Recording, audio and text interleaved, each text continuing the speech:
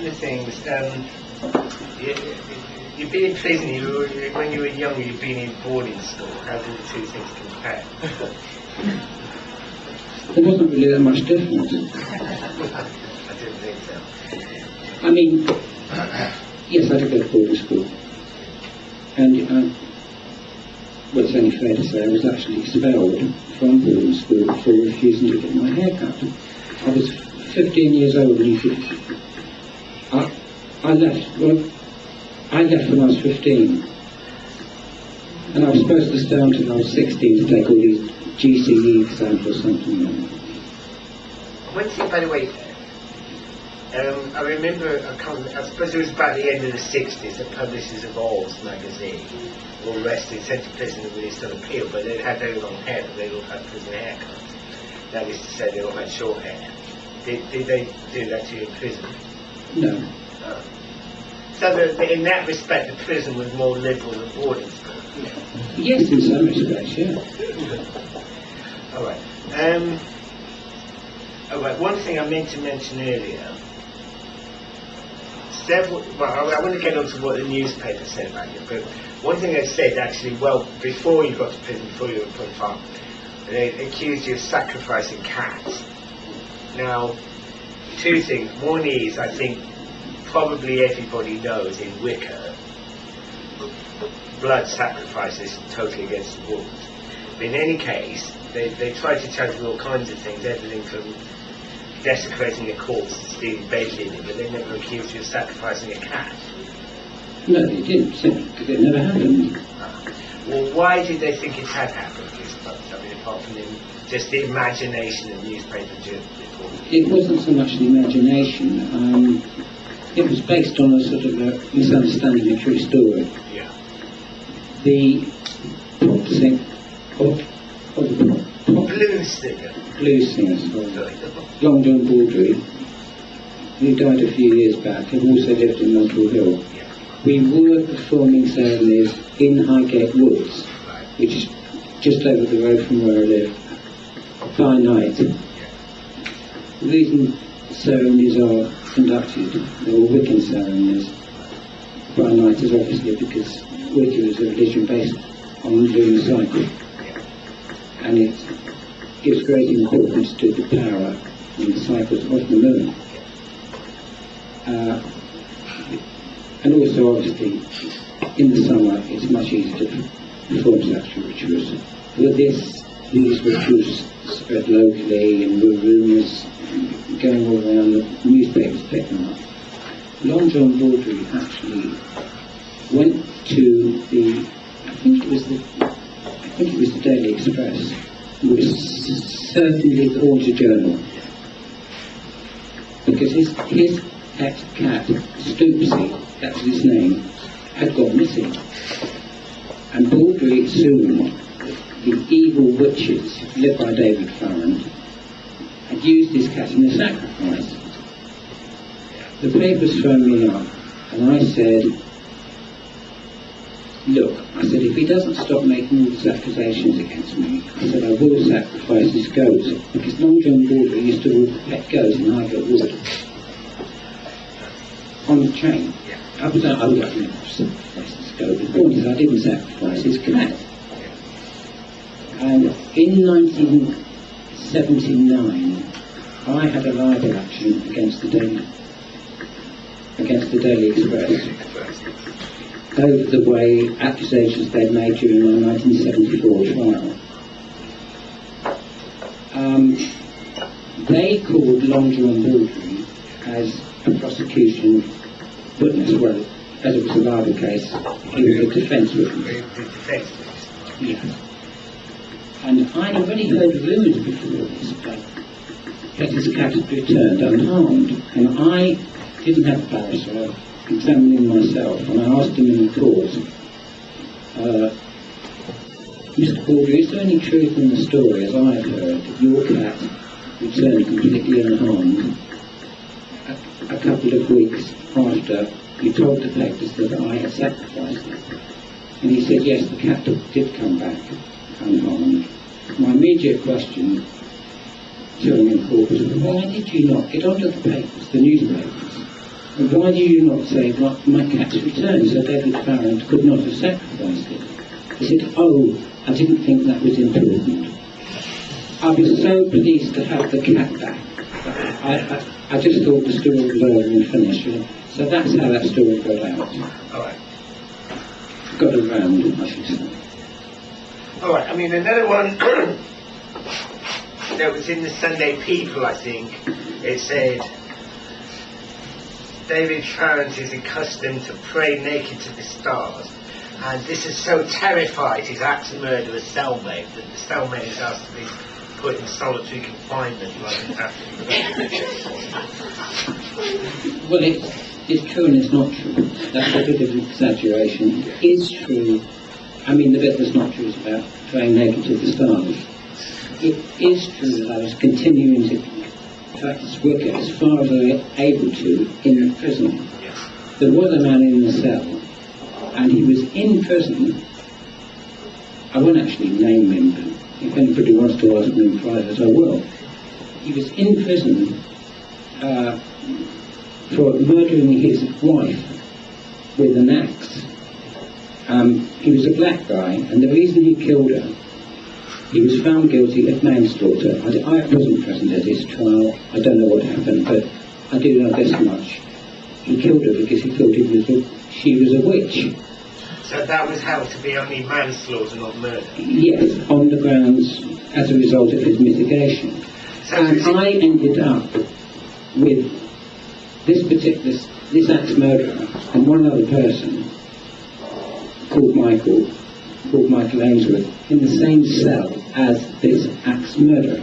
So presumably somebody in the prison system had a sort of twisted sense of humour. Well, exactly, yeah. But we were practicing occult avant-garde rituals. We had certain implements in there that we could get hold of. I did have a blanket which I was to be using as a robe. We did manage to get hold of chalk, and we could actually make candles out of the hospital, out of the prison battle rather. It was very easy to do that. And so we had the basics to perform, shall we say, seances. Now this guy, this axe murderer in the cell had nothing to do with them, because we used to do them at night. No, not every night, but we used to conduct these things regularly. And one day he disappeared from the cell. Apparently he'd gone to the prison governor, he was petrified. And the other man apparently, the guy I just called Michael, I feel that one of those seances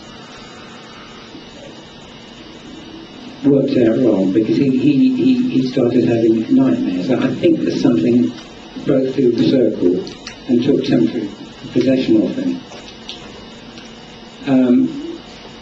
I didn't know this at the time, but I found out through one of the prison trustees, the orderlies, that the prison authorities, rather, this person had gone to the prison chaplain, who was a CVE. He'd gone to the governor had asked permission from the Home Office, being granted, and they called in the exorcist, Christopher Neil Smith. Right, yeah. Just incidentally, I think it was just about then that Neil Smith produced a book in which he said that in the previous 4 years he performed 2,000 exorcisms, which is 500 a year, which is nearly 2 a day. Being a busy bee. Well, he might have been busy. He really believed that some people were possessed by the devil, and he had a strange way of doing it. He used to put his hands on their head and nearly shake their heads off. And I learned all this because he was a prison trustee in the prison chapel when this executed. There was the governor, Christopher Neil Smith, who brought somebody with him, a prisoner called Michael Ainsworth, who was being exercised, and he put his hands on Michael Ainsworth's head, shaking it violently. He was kneeling in front of the altar, and he was saying, "Drive out the evil powers of David Farrant." That actually happened. So it just shows you that persecution towards Wicca hasn't really changed since the barbaric ages. Yeah. Right. Briefly, I think you eventually went on hunger strike. I went on hunger strike about 4 months before the end of my sentence in London. No, I'm sorry, it was about 6 months before the end of it. Because I was so fed up of my treatment in prison. I got on perfectly well with all the other prisoners, believe it or not. In fact, they often used to come to me for advice. Will you help me with my girlfriend? Could be having an affair with somebody, or I haven't heard from this person for a long time, or could you tell my fortune? All this sort of thing. You know, a lot of it was just down to order, but this interest was there. And, well, that's mainly it. Well, I just would say you went on hunger strike. Well, when you told me... Look, I'm not avoiding it. It was the fact that police were stopping my letters. Yeah. They were stopping all my moves to prove my innocence in prison. And I mean, they even stopped letters to my solicitor.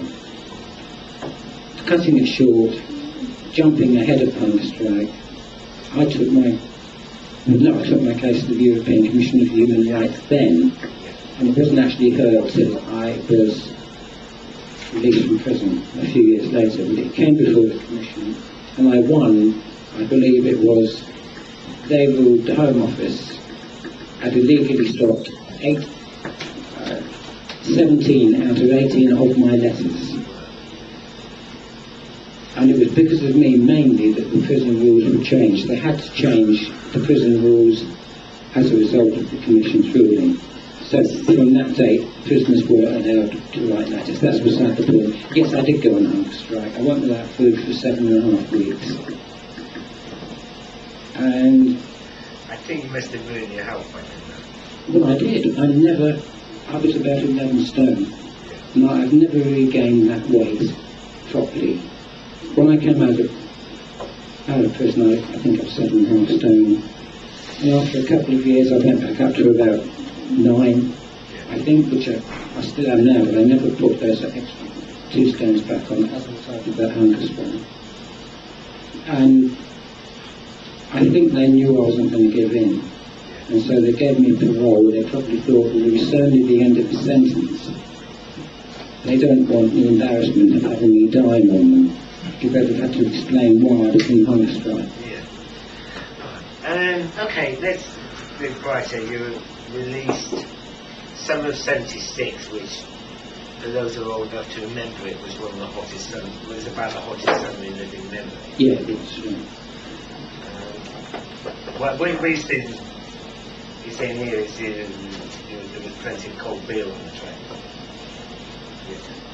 The first thing I did was when I got on the train to London from Lowestoft, from to London, they gave you, obviously they gave you a train ticket, excuse me, and one of the prison officers took me to the station. He wasn't a bad guy actually, he was one of the nicer ones.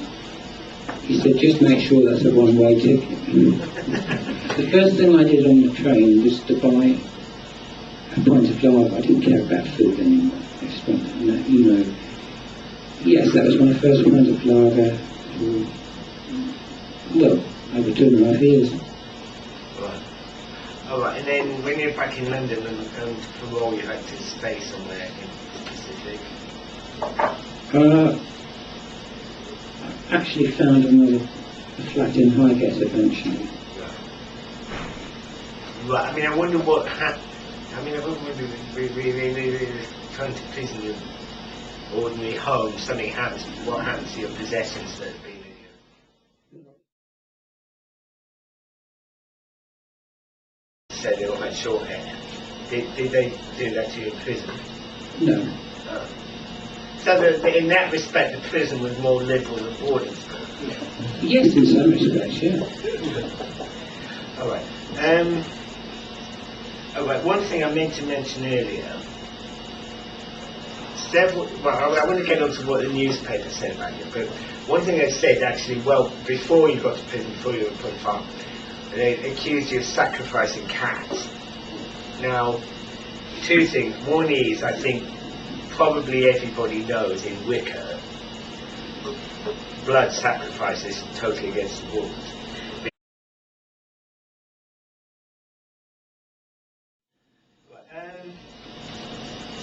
Couple of things. You've been in prison. When you were young, you've been in boarding school. How do the two things compare? There wasn't really that much difference. I didn't think so. I mean, yes, I did go to boarding school. And, well, it's only fair to say I was actually expelled from boarding school for refusing to get my hair cut. I was 15 years old when